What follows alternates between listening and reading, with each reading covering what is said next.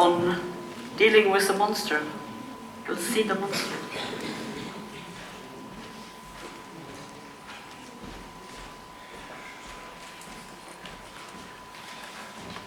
Okay, dear Madam Chair, dear colleagues, thank you very much for the invitation. I think it's a very special experience for all of us being allowed to have a conference in the administration of one of the world's largest scientific organizations, the Russian Academy, and on the other hand in an environment where Napoleon officers and generals lived in 1813, not thinking about what next winter would bring to them, and I think this is a wonderful place, and thank you very much for the invitation and being allowed to talk here. Yes, dealing with the monster, Viking Age, Hedebyu and its research strategies of the 21st century. So looking at the place, now we have gone from, let's say, Yakutia over the Ural Mountains. Now we are reaching the western tip in the way of Eurasian continent. You could think that we are in a kind of a paradise. So it's close to the seaside. This is Hedebyu, 28 hectares within the semicircular wall of the second half of the 10th century. We have a very nice shoreline here and nice landscapes of Schleswig-Holstein, and it's an archaeological paradise, looking at several circumstances, and one, for example, is that or let's say my institution is the owner of all this, so nobody is allowed to do anything without my okay. So we have total control, which is a privilege working with such a place. But in fact, it's a kind of a monster. And I will explain this during my lectures. And I think my lecture, because I'm looking at this problem in the perspective of a museum director and somebody who is in charge for all the documentations as well as the finds and all the activities that had been there for more than 100 years and for the activities to come. So, and I'm doing this as a director of a museum and an institution that for generations had a scientific approach and attitude in the work in the museum as well. So it's not connected with the academy system, not connected with the university systems, but the idea what research could be in a museum. So looking at that place, just to make clear where we are here in the western tip of, nearly the western tip of the continent, if we see it from Yakutia, and we have the Baltic Sea here, and I've chosen this map to show how Haidabu is connected over the Russian river system to the Caspian Sea, and finds its connection to the western end of the Silk Road as well as through Gnestevo and Kiev to the Black Sea and to the Byzantine world. So it's we are in Viking Age in the 9th, 10th and 11th century AD, and we are on a place that is widely connected with the networks and systems of the old world, let's say, even if when the Vikings, as you all know, at around 1000 AD reached the eastern shores of North America. So when we look at Haidabu, at that place, it has been on the focus of research for, as I said, at the earliest beginning of the 20th century. And on this map, we can see that there have been very different strategies and ideas how to excavate such a place. The first ones were with Johanna Mestov and Split and Knorr, and they were doing small holes, 4 to 4, 6 to 6 meters, to find out what is going on. And you see it's like a chess Schachbrett. And then in 1931, a kind of a genius archaeologist is coming, Herbert Kuhn. He's a young man, 26 years old, and he is breaking with all the ideas of the old establishment and says, I want to make a ditch, one from the north to the south and one from the west to the east. And he did this, and then he was very successful in understanding what is going on. He found sponsors, how to say, in the Ahnenerbe of the research system of the Third Reich, and then he made his excavations here. And then there were kind of a stop, and in the 60s again, research activity starts. This is Kurt Schietzel with his settlement excavations and his harbor excavations, as well as the southern Greyfield and the southern settlement. This here is Konrad Weidemann, who became director of the Römisch-Germanisches Zentralmuseum, and this is Thorsten Kapelle. So a lot of things were going on in that place, and you see we have 1,189 excavation pits and areas. In all, it's 332 square meters excavated in more than 100 years, and in 100 years, and which is I think a very kind of not unique but important fact for the archaeology of Germany. We had no losses during the Second World War. So when we look at these settlements and this how the material is preserved, thanks to the transgression of the Baltic Sea during after the end of the Ice Age, we have waterlogged deposits in the areas close to the shoreline, and this brings a lot of material. So we have 44,000 timbers for the constructions of houses, pathways, and so on that are documented. Not all of them are preserved, luckily, so my stocks would be filled up under the roof. And we have 2,000 timbers from the harbor area and 1,600 post holes. So as you all know what this means in documentation and keeping this all in the system, you understand that the monster is getting even a little bit bigger than it has been before when we were looking at this place for the first time. What about the find materials? So which we have in our stocks, and I'm just taking little parts of it and not to bore you too much, but you see we are working on a Prussian level. Everything is counted correctly. So, and if you wish, you can come to my museum and check it. So we have 170,200 handmade local potsherds, imported ceramics, especially from the West, soapstone items coming from Norway, fragments of millstones coming from the Rhine area, 1.2 tons, 350 kilos of whetstones also coming from Norway, and 3.5 tons of iron slags. So this is only a small example of what we have. And now Kurt Schietzel, my predecessor, he was beginning with field walking.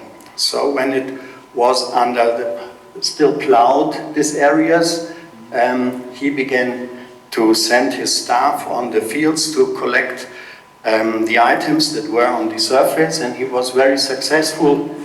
And when we combined it with our geophysics and this geophysical analysis, you can see that the picture very, very well fits together, and it's a very rich source, not even analyzed in total, but you see this is the concentration of his field working with iron slags. So it's more than 50 kilos here, for example, in this spot, which is 5 to 5 meters. And when we made the geophysics here, we found out that the concentration of anomalies and the signal was the strongest, which is due to the iron in the earth. So it's quite clear that we have areas where in the early medieval or Viking Age town of Hedebyu, iron was processed, and which gives us a very good information about the preliminary information about the economical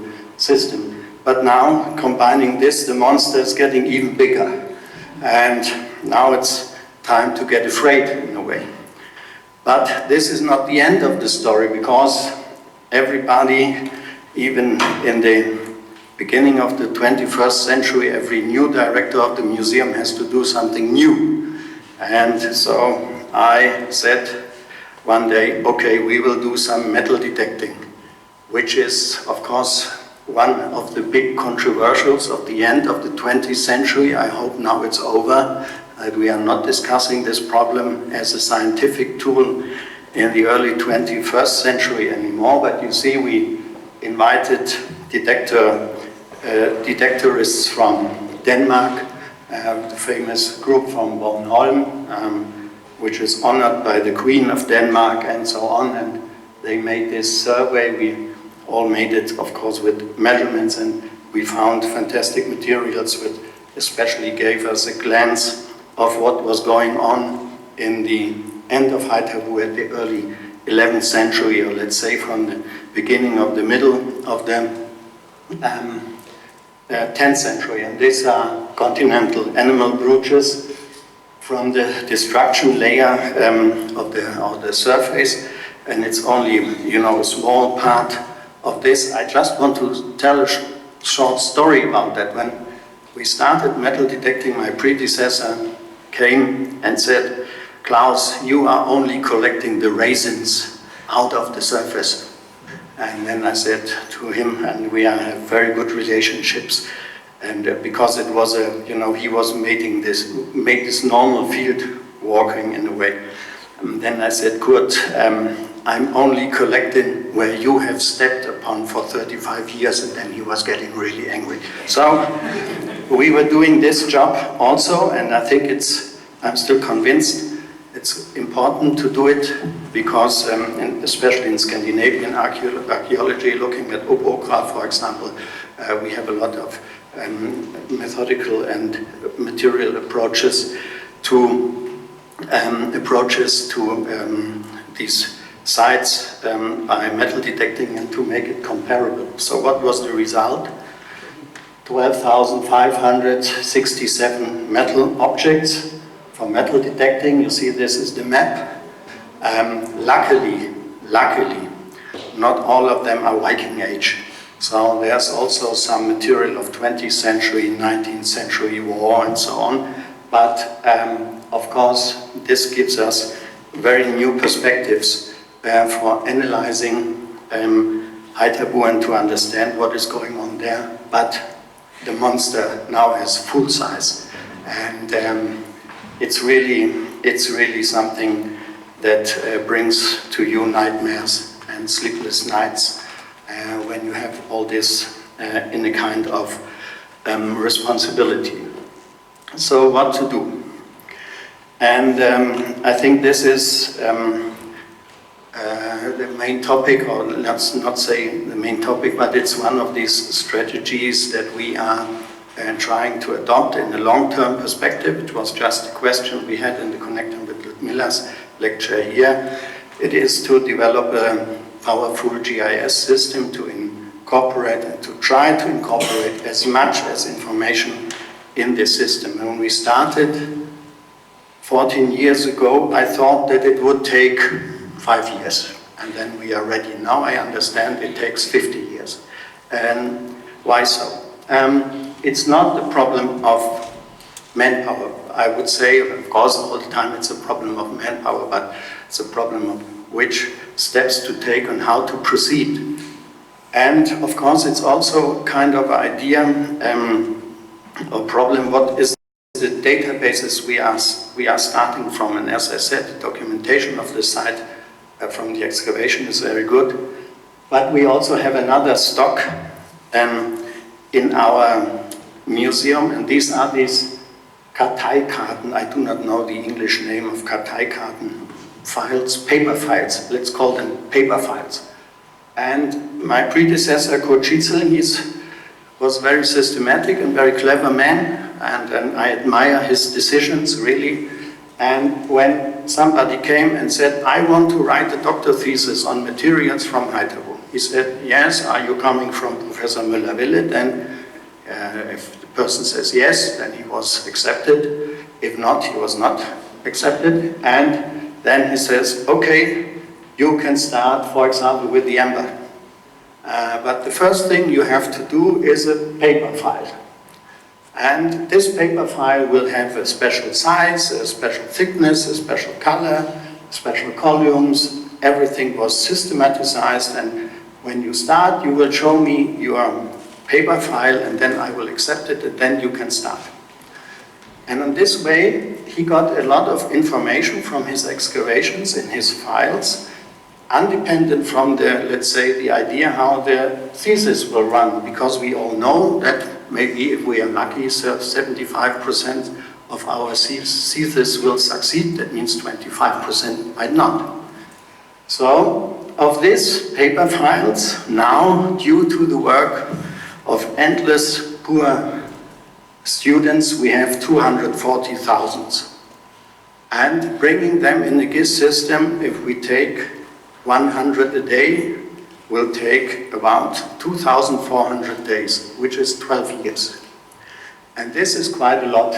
And you see, we have a staff working on that, and we don't talk about quality control at that moment. It's just to bring the data into the system. So, but we are doing this, and all this we have combined with bringing the timbers, the excavations, and so on into the GIS system with a developed database, which is, how to say, not only an Excel thing, but really a complicated thing.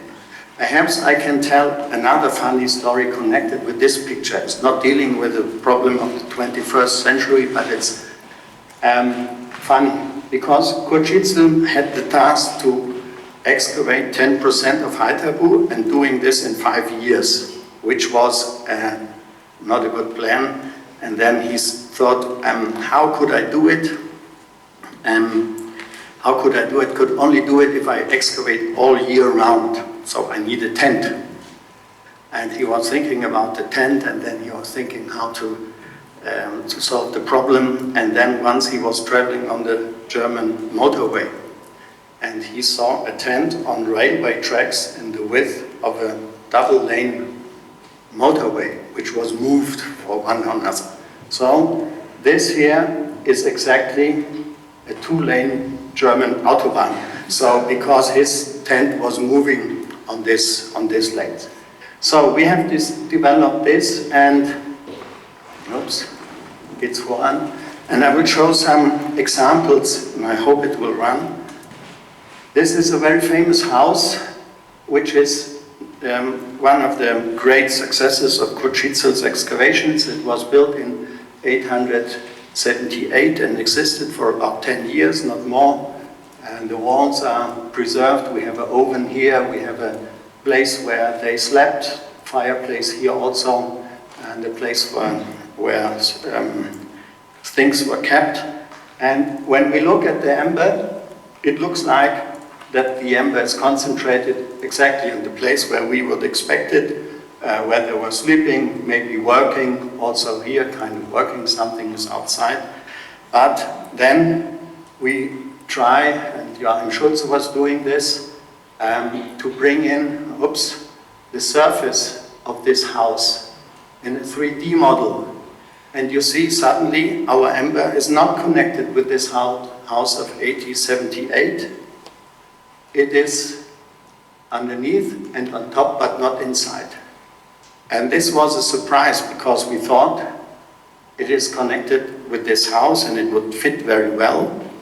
So the first 3D models we could develop after every single timber has been defined and analyzed and looked upon the dendrochronology and so on, it figured out that it does not work. So, and if we are looking at the reality of that house, we find out that only one amber really could be connected with this house. It is pearl here, and it's, it's quite clear what happened. They were in the dark room, they were sitting on their beds, and then the amber bead got lost, and they were getting angry because the lady lost her bead in a way. So we have to look more closely, and there this GIS system is helping. And if we look at the house that was built 3 years before, in 841, which existed only for 3 years, and we look at the model of the amber in this house,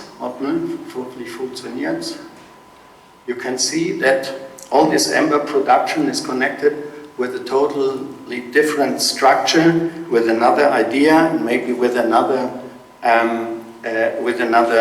house construction, and also connected with another idea of or another production line, let's say. So this is only a very first glance what we can do if we put all this data together. We are in the beginning, maybe you understand, but we have other results.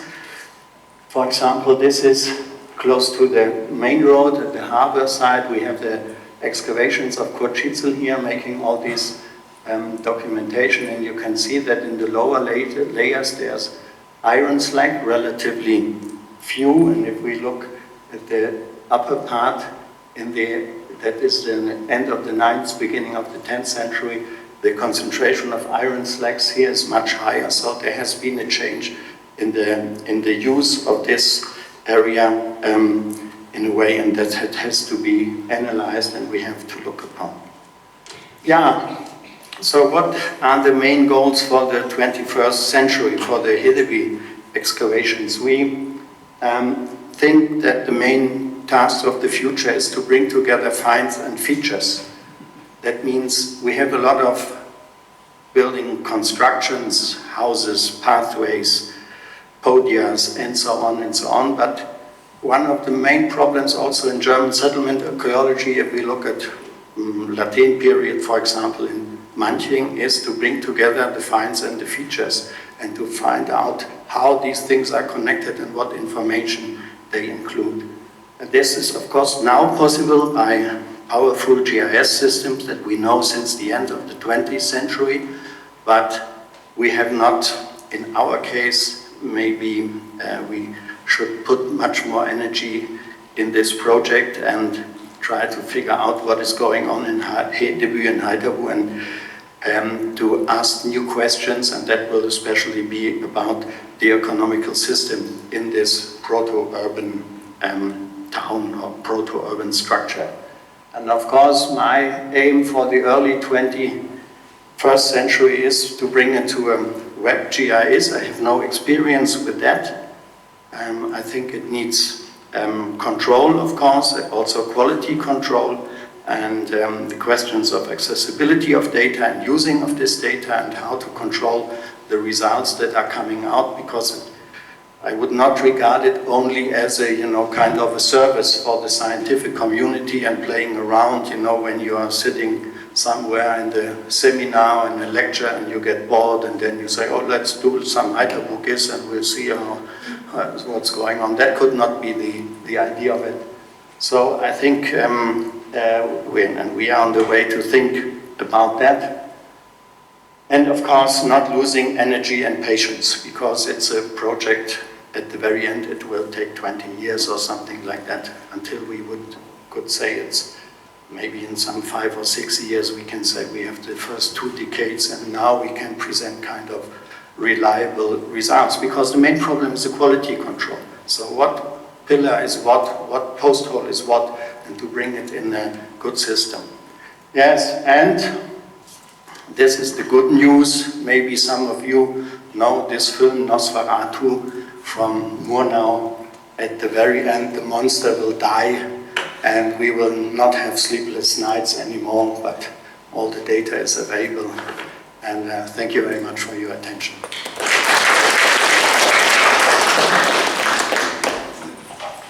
Yeah, thank you very much. Questions as to the monster? Raphael. Yeah, if every new director has to do something new, then why do you think the monster will die? Or are you planning to live forever? Yeah, of course you are right. As a scientific process is going on and on, but I think that it's a challenge, but now a real opportunity for new science to connect finds and features. And this, I hope that we have established a research group with 3 researchers and doctorants that will work on this further on. And I hope that they will give stability to this system, and everybody who will be a director in Schleswig, of course, will have to deal with Hydrogen because it's, you know, a AAA place, and it will be stupid not to do. Actually, it was a serious question about the constant demand for new things. Yeah. So how do you get people interested in old stuff? In old stuff? I mean, in old excavations, old documentation. Yes, I think we still have, I think still the Hydebü project for the last 35 years is one of the most successful projects in German archaeology. We have 56 books published. Unfortunately, not one single in English. So we will change this, because it's also kind of thing to discuss in German archaeology. We are so used to our nice language, which give us so many possibilities to describe problems in conjunctive 1 and conjunctive 2 connected with different words nobody outside understands, but we understand very well what the message is. But now it's quite clear that we have to change, and this also arises questions for something like Hydebü, where we have 56 books, which are nationally and from specialists who know German accepted, but which are not as widespread as they should. So that means we have to change this, and we have to incorporate this old data also in this system. And partly it's done by the paper files, the 240,000. Because they are the databases of, let's say, 30 of these 56 books. I hope I answered correctly on what you meant. Not really. It's very difficult to raise funding for projects on old things. No. It's not. No. In my experience, in my country, it is. So no, it's not for. I would see it in a different way, because we have a well-kept data stock, enormous data stock. We have the files in the museum directly connected with the paper files. We have them in the exhibition. We have a museum where 160,000 people per year visiting Hydebü. Politics know about this, scientific community knows about it. Now it's about heritage sites, it's 1 year. So asking for money to develop something, new questions depending on the old material. I would, of course, writing an application, as Miller says, you have to be a pessimistic optimist, but I would not see that this is a problem. You raise a question that is important for all of us, that the volume of archaeological finds is growing by the minute. At the same time, the demands upon us and the expectations are also growing in terms that everything needs to be done with the most advanced techniques. That presupposes, let's say, a constant flow of resources. You need to set up a project and be able to know that you will have the funding for I don't know how many years and decades. At the same time, we need to start devising sustainable modes of dealing with digital, digital data, digital storage. So, in many ways, the expectations rise by the minute, and that is something that, for the 21st century, we will need to address as a larger problem, not just a problem of individual projects. So much as I very much understand in your specific case, precisely because of the quality of the research you're doing, the monster is rising, but in a way this is a monster that threatens all of us, especially when we are dependent on funding, on state provisions, etc., etc. So in a way, it's also an existential question: how sustainable is archaeology in the way we are doing it at the moment? It's a part of discussion maybe, but as a conservative museum director, I would say it's only sustainable if we follow Goethe, who has said only what you have written black and white on paper and you can bring home, this is sustainable. So alles, was du auf schwarz oder weiß nach Hause bringst. So that means, of course, we already know that we have enormous losses of digital data because we cannot read them anymore, we don't find them anymore. We have this experience in our museum, not keeping CDs, not watching them for 15 years, losses of data. So, and I think it's taking place every second in a way. And the other thing is that, of course, we discussed with Nikolai many times, we are in a position where we in Germany work in a decentralized structure. Sometimes it's much easier to get, from regional, building a new magazine, building a new museum, and so it's not that much centralized. But of course, sometimes when we in the museum say you make an excavation and you bring a lot of material, then we say to people, please pay us because we have to pay for it. So that's kind of the way how we look on the process, Wertschöpfungskette, what is going on. But I absolutely agree with you that that's a huge problem, as data mining and data collecting is much easier than 30, 40 years ago. Johannes. I just had a comment because we are talking perhaps about the 21st century. I guess from, it was already the theme, I think in the 80s or the 90s, the sampling strategy. I think it's probably necessary the research strategy of scientific projects today, they probably, because of this monster, if they are not so much associated with heritage questions, that's probably the situation where everything has to be excavated or everything has to be documented or everything has to be restored. It's quite sure that it's not possible to document a whole settlement mound, for example, with a full excavation, but from the beginning it must be perhaps clear that with target excavations or with sampling strategies it's possible to reduce the amount of material we have to work about, and at least my experience is a little bit okay. If I count, for example, the quantitative differences of decorations on pottery sherds, if I count 200 sherds from one context, or if I count 2,000 from one context, the difference is just a margin of 2 to 3% or whatever, and that's not important for my conclusion in the end. So I guess, you would say it's capitulation in front of neoliberalism, but I think it's not. It's dealing with sampling strategies to work with to reduce the amount of material we have to work about. So, will you answer that, or the next question is by Sven Hansen? The example of the monster you showed where the house is from the sheets of excavations, yes.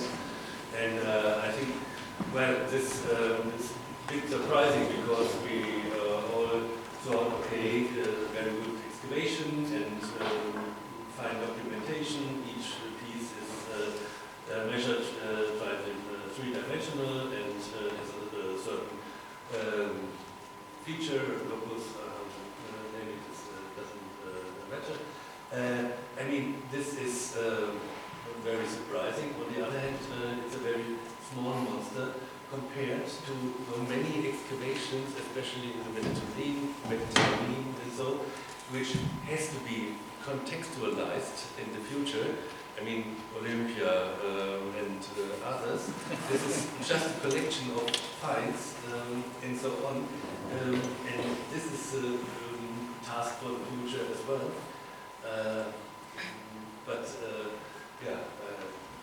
It's very interesting what you problems as well. What you say. Of course, we are dealing with the 11th century on the periphery of the, let's say, on what is going on in the Mediterranean. Of course, it's quite clear that we look at the big sites and then we can name the dozens and hundreds. It will double and even, vervielfachen the problem. But this is quite clear. So, and then probably you are right, it's difficult to bring it in such a system because then it will be complicated to collect all this data and one is saying no and one is saying yes and I will give it to you and I'm not. In Birka it has taken 350 years until they for the first time had an all-over excavation plan and that was done by my staff. So, but what you say, Sven Hansen, it's extremely interesting because when I started to be a director and museum, I said the people are coming to Hedebyu and we have a nice museum and they are satisfied and then they go into the semicircular wall and then they look on the green grass and say, I do not understand why this is an important place. All the other sites as well. And then I said, okay, no problem, we have these nice excavations from Kurčice, we just look into the files and then we build some houses. And I found a man, a student, who was my doctorate, and I said, well, please start, collect the data, and then we build the houses. And then he starts, and he said, Klaus, it's a problem, as you said. There are only 2 or 3 houses defined, but I have 35,000 timbers, what to do? And then it was getting clear what was happening. Kurčice made this excavation and he had 350 Ausgrabungspläne. And then his staff has to draw it all on, so nicht Pergamentpapier, wie heißt das? Opaque sheets. Transparent plastic sheets. 350. It took 5 years. And then he built a huge piece of Leuchttisch with light. And then he was standing there with the first plan and put it on, and then he put the second, and he saw something, and then he put the third on it, and he didn't see anything anymore, because it was too complex. And he was doing this for years, and I think at the end, he must admit that it was not able to work with this excavation that way. He could not identify the houses how he wished to do it. Therefore, he's a very good friend of our GIS system because he says, now I understand what is going on. But it's the main problem is connecting the finds with the features. And that's now I think we have the tool to do it. Energy, money, of course, but I think GIS systems, good advanced GIS systems, they bring us a breakthrough for these monster sites. Yeah, but for let's say a normal excavation of 200 square meters or 2,000 square meters, okay. And this is much more information. But you are absolutely right. I also, when I began, I thought we take the green book, I think it's number 27, the settlement excavation, and then we build the houses. After 2 weeks, the idea was done. So there's another question. This strategy is very clear from scientific point of view, from research point of view, but how you are going to explain your work, for example, for publicity? Your museum, you need to explain everything for community, for people who came to the museum. How you are going to explain this monster and the result of this war for them? I think we don't have to put all cards on the table for our visitors. So that's not, I think we have to tell, of of course, in the narrative of the museums, we have very, very different possibilities. And we decided to explain to the people how power is functioning, how the harbor is functioning. We go into pure archaeology. This is criticized because we are not telling about history of research. So that's every half a year. We get a letter, why don't you bring Herbert Jan Kuhn an Erbe Third Reich to that? Okay, our explanation is, and I think that's correct, we have to tell the story between 33 and 45 for all the archaeology in Schleswig-Holstein, and that's much more, that's Rokow as well. So we have to explain it. But I think this is what we are discussing here. It's more the problem how to think, to deal with this data in future and how we could use it in a way, and not just to forget it and leave it. And so we have no responsibility anymore. But for our visitors, I think it's, they want to see the Vikings with us. So I would take another question from my side. You mentioned first in a kind of joke that Schietzel controlled who was writing what kind of dissertation. No, not dissertation, but kind of paper file. And then you said that you are planning to build up a net-based GIS for the scientific public. We have heard yesterday, Becca, it's a very different approach, which is a community approach, which integrates a lot of people which are not specialists, which are not the scientific community. How do you feel about, let's say, this question of control? You want to control what? You want to control the access to the data, or you want to control the results and the readings and the engagement with the data? And no, the control of the access is very easy because I can manage it. So I say you get, let's say, length, width, depth, and picture of the item, for example. But we will not give you the material analysis, something like that. We haven't thought about, decided about that. What I think control also for me means that the data has to be controlled in advance, that it's the right data. Because if I put it in the system and then we will have mistakes and all this that we have to control. But what if we put it on the web case? So I think I want to know what the people are doing because I want to learn from the results. So we have to get, there must be a kind of a feedback. I'm not, like, it's difficult to find an example at the moment, but I don't want to just leave the data and say, do what you want, have fun. But I want to have something of a result for my own research environment and for that what we are thinking as well. And this is what we have to flow back. And this is what I think, what we have also to decide. It should not be only a service as for having fun, but a scientific tool for a scientific community where we are an important part of. We is the head of the research. yes, so are there any more questions, comments? Yeah. Comment in a way, I suppose. You've obviously got a vast amount of data. We have now seen that your monster is one of an entire worldwide probably population of monsters. Yes. You are perhaps one of the institutions at the forefront of working out how to domesticate this monster, yes. perhaps.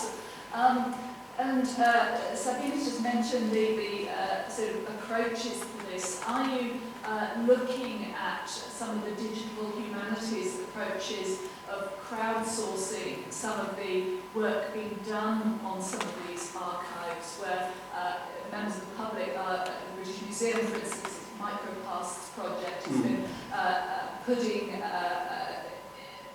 giving people the opportunity to put their time into processing and cleaning up data. And are you looking at that at all as a way of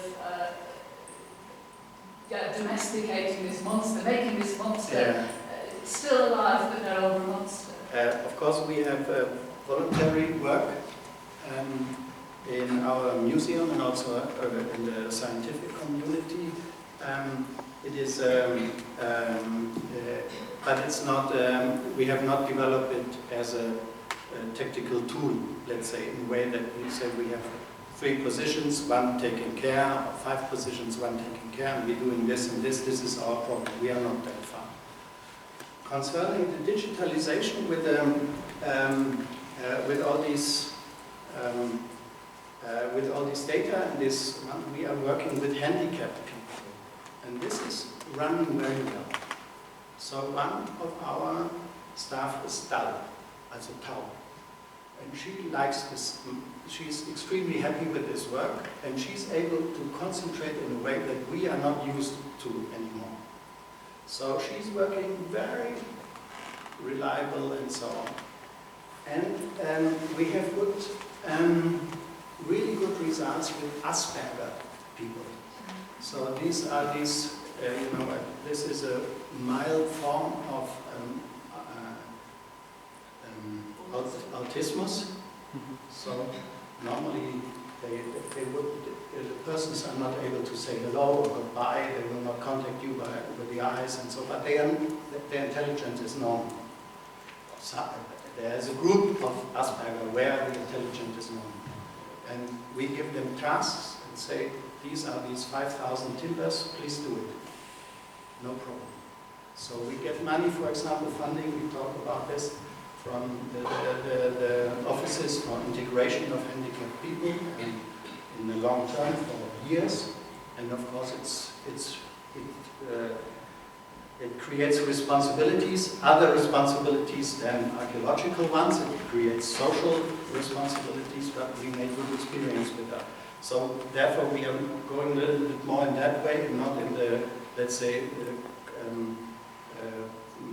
public science crowdfunding community. So that's, but maybe it could be. I would never neglect it. So just as a follow-up, I think the connection perhaps with what Felipe was talking about earlier about use of artificial intelligence and pattern recognition as a way of starting to deal with these huge data sets, where, as you say, with a human, one human brain, you get 3 overlaid sets of data, and we struggle to see patterns, but using artificial intelligence correctly developed, there is the potential to be able to see those patterns. And I wonder if you're interested in that as another tool for being able to deal with this vast data set. I'm sorry.